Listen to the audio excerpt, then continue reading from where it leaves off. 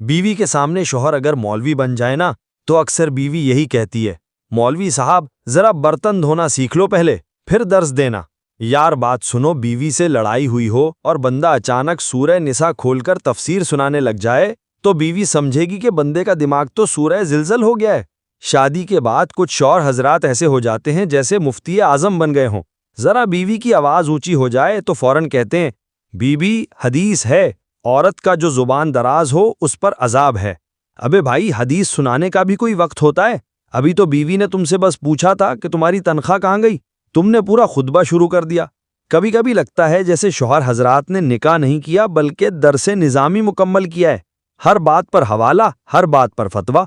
بیوی اگر سالن میں نمک زیادہ ڈال دے تو فوراً فرماتے ہیں، یہی تو دنیا ہے جس میں ذائقہ کبھی کم کبھی زیادہ ہوتا ہے، لیکن آخرت کا سالن ہمیشہ بہترین ہوگا۔ بھائی، بیوی تو بس چاہ رہی تھی کہ تم کہو کہ کوئی بات نہیں، مزہ آیا، تم نے تو قیامت کی یاد دلا دی۔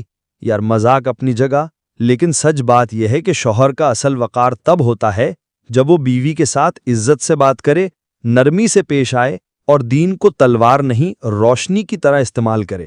اگر ہم دین کو صرف بحث کے لیے استعمال کریں گے تو گھر مسجد نہیں عدالت بن جائے گا۔ اللہ کے رسول صلی اللہ علیہ وسلم نے کبھی اپنی بیویوں پر غصے سے دین نہیں تھوپا، وہ رحم تھے، محبت تھے، آسانی تھے۔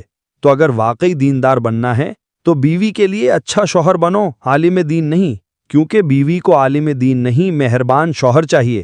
اگر آپ بھی ان شوہروں میں شامل ہیں جو گھر میں مفتی اور باہر دوستوں میں مسخرہ بنے پھرتے ہیں تو بھائی یہ ویڈیو آپ کے لیے ہے۔